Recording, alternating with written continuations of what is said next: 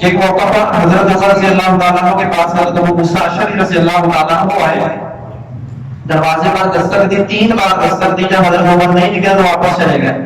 اگلے دن یا کسی دن ان کی دوبارہ ملاقات ہوئی، حضرت ابو موسیٰ اشعری فرمانے لگے کہ میں آپ کے گھر آیا تھا تو میں نے 3 بار ایسے دستک دی تو آپ مجھے نہیں ملے تو واپس آ گیا۔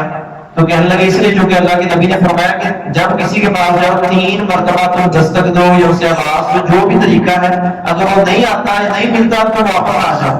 جب انہوں نے حضرت ابو موسیٰ اشعری نے یہ بات کہی کہ اللہ کے نبی نے یہ فرمایا، حضرت عمر فرمانے لگے کیا تم نے اللہ کے نبی سے یہ بات سنی ہے؟ وہ کہنے لگے کہ ہاں سنا ہے۔ فرمایا اس پر کوئی گواہ پیش کرو، میں ایک بندے کی بات کیسے مانوں، کوئی گواہ لے کر آؤ جو یہ بتائے کہ واقعہ اللہ کے نبی کا فرمان ہے۔ یہ فقط اتنی احتیاط کی اللہ کے دین کے معاملے میں کہ کہیں نبی کی بات کے ساتھ کوئی بندہ اپنی بات کو منسلک نہ کر دے۔ حضرت ابو موسیٰ اشعری کہتے ہیں کہ میں ڈر گیا تھا۔ حضرت ابو سعید خدری کہتے ہیں حضرت ابو موسیٰ اشعری باغ باغ کیسے سمجھنے کہ ان کو سانس چڑھا ہوا، پریشانی کی حالت میں ہمارے پاس آیا کر کہنے لگے بھائی کسی بندے نے یہ حدیث اللہ کے نبی سے سنی ہے؟ وہ کہنے لگے تم اتنے بدحواس کیوں ہو گئے ہو؟ کہنے لگے کہ حضرت عمر نے مجھے کہا ہے کہ اگر واقعہ اللہ کے نبی کا فرمان ہے کوئی گواہ لاؤ ورنہ تمہیں کوڑے ماروں گا۔ یہ حضرت ابو موسیٰ اشعری کہہ رہے ہیں۔ تو پھر حضرت ابو سعید خدری کہتے ہیں ہم نے ایک انصاری صحابی کو بھیجا جو کہتا کہ میں نے بھی اللہ کے نبی سے یہ سنا۔ جب یہ بات کہی تو حضرت عمر کو یقین آیا اور فرمانے لگے کہ میں اس لیے کرتا ہوں تاکہ کسی کو یہ جرأت نہ ہو کہ نبی کی بات کے ساتھ اپنی بات کو بھی شامل کر سکے۔ تو وہ تو اس قدر دین کے معاملات میں احتیاط کرنے والے ہیں، حتیٰ کہ ایک موقع پر حضرت عمر رضی اللہ تعالیٰ عنہ نے احادیث بہت کم بیان کرنی شروع کر دی، کہیں ایسا نہ ہو کہ میری طرف سے کوئی بات ایسی نکلے جو اللہ کے نبی نے نہ کہی ہو اور لوگ اس کو یہ سمجھے کہ نبی کی بات ہے اور میں جھوٹے لوگوں میں شامل ہو جاؤں۔ اسی طور پر مجھے بہت ساری ایسی باتیں ہیں حتیٰ کہ صحابہ بھی حدیث رسول بیان کرتے عین طریقہ بھی وہی بنا لیتے جو اللہ کے نبی کا طریقہ تھا۔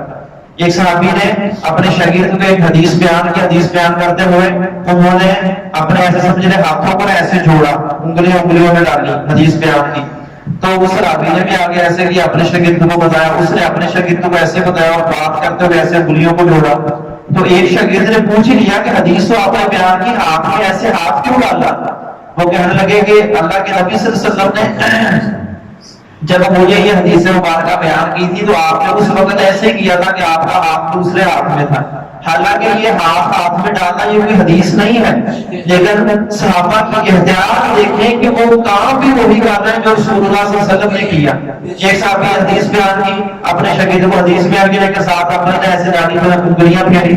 اب شاگرد نے پوچھا بات تو بیان کرتی لیکن یہ کیوں کیا؟ تو فرمانے لگے کہ جب میں نے رسول اللہ صلی اللہ علیہ وسلم سے سنا تو آپ نے جب یہ حدیث بیان کی آپ نے بھی ایسے کیا تھا۔ اسی طرح ایک صحابی نے کوئی حدیث بیان کے ساتھ مطلب بات بیان کی، بات کو مسکرائے۔ اسی طرح اگلا شاگرد ایک نے پوچھا کہ یہ کیا وجہ ہے، حدیث تو بیان کرتی لیکن بات کو مسکرانا کیا ہے؟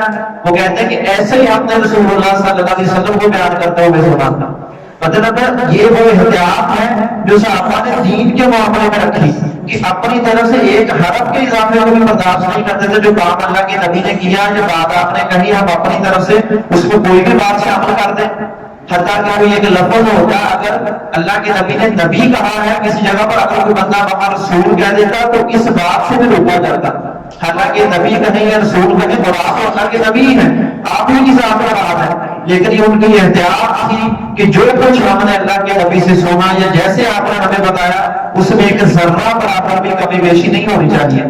تو جن لوگوں نے اتنی احتیاط سے دین ہم تک پہنچایا تو ان لوگوں کے معاملے میں بات میں بھی کہتے کہ یہ سچا وہ جھوٹا، انہوں نے دین میں کمی بیشی کر لی، یہ صحابی تھا وہ صحابی نہیں تھا، یہ تو صحابہ سچوں میں سے تھا یہ سچا نہیں تھا، اس نے ڈر کر اسلام قبول کیا، تو یہ ہماری طرف سے نشان ترازی ہے۔